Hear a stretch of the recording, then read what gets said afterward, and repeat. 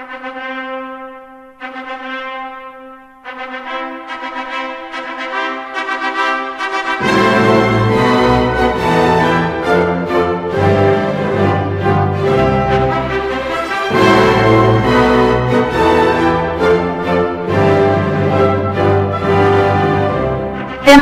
a écrit ceci. Le mariage, c'est l'amour auquel de vertueux usages ont noblement fait d'ajouter la mairie et l'Église. Cela dit, le mariage peut être considéré comme l'union légale contractée entre un homme et une femme dans le but de fonder une famille. La notion de mariage ne date pas d'hier. Le mariage existe bien depuis la nuit des temps, et il se perpétue jusqu'à ce jour dans plusieurs cultures et dans toutes les civilisations des temps modernes. Tout commence par un sourire, un regard, un échange. Alors, il s'ensuit un désir profond de se retrouver, de partager. Des idées se regroupent, des projets naissent, et un jour, la décision de mener l'aventure d'une vie ensemble et pour toujours. On décide de se marier. Dans le courant de la vie, on se marie ça et là. Pourtant, peu de gens connaissent ses origines. Par ailleurs, y a-t-il un intérêt particulier de connaître l'origine du mariage? Ce défaut de connaissance est-il blâmable à l'égard des personnes déjà mariées, ou de futurs mariés qui ignorent ses origines? Bien évidemment, il n'existe aucun intérêt particulier ni une pseudo-sanction pour ceci. Ils se trouvent déjà envahis par les parfums atmosphériques du mariage, et le mieux est de ne pas les en demander davantage. Refermons la parenthèse, car il ne s'agit pas de procès ni de reproches légitimes. Quelles sont donc les origines du mariage? Le mot mariage a une racine provenant du mot du fond primitif, issu du latin classique maritus, signifiant mari. L'origine de l'union de deux êtres était masculine. La femme n'y prenant aucune part, c'est au père que revenait le droit de marier sa fille à un homme. La tutelle de la femme passant alors du père au mari.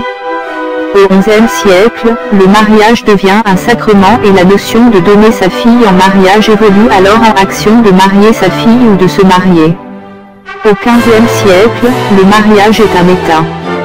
Au XVIIe siècle, il désigne le jour de la célébration des noces. À ce jour, le terme mariage signifie l'union légitime d'un homme et d'une femme par le lien conjugal.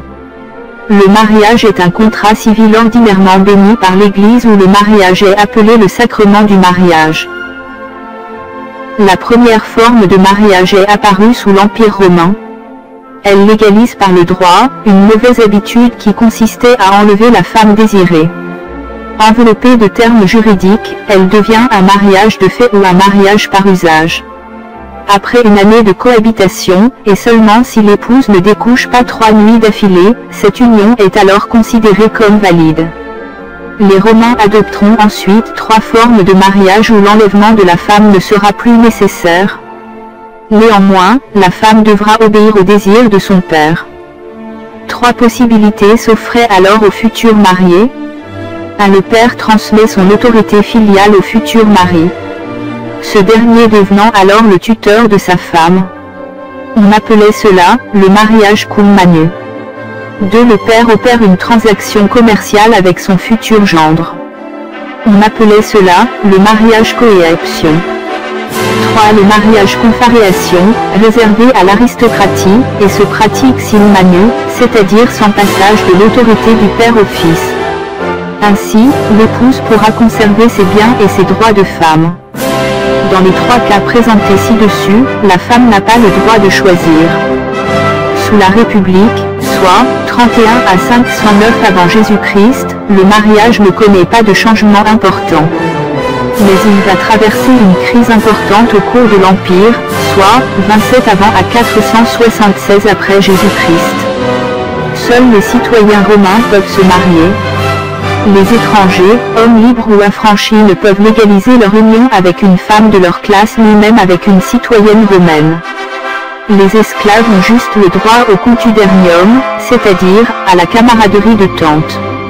Cette absence de législation pour tous encourage certains gens à recourir à la méthode de l'enlèvement.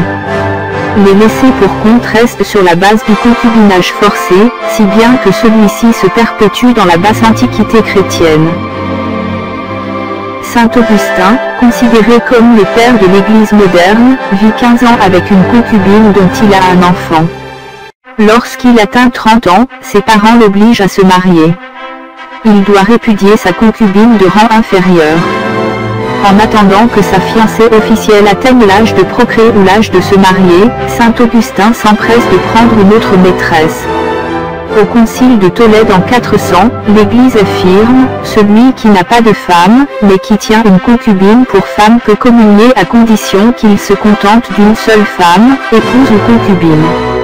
Charlemagne, empereur d'Occident en 800, a 4 épouses officielles, d'innombrables maîtresses et 5 concubines.